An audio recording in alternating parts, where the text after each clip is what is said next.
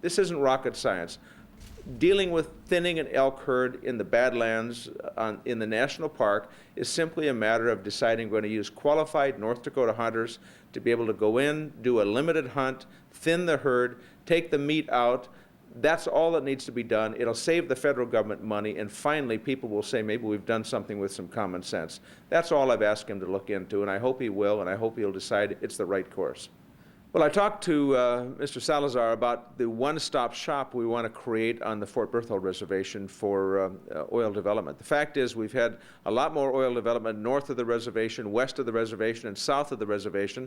The reason we haven't had enough development, in my judgment, on the reservation and enough oil wells drilling is because there's a 49-step process to get the permits. You got about 4 separate federal agencies under the Interior Department.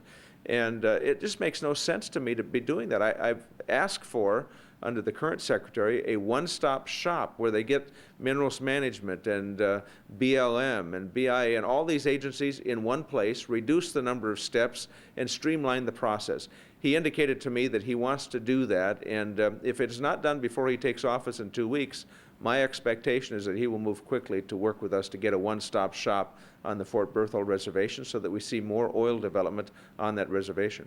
I talked to the Secretary-Designate about the Red River Valley Water Project and what to expect because we're going to have to be involved with him in a very aggressive way to move forward on this project. And he was not well aware of the project, but he understands water policy because he comes from the state of Colorado.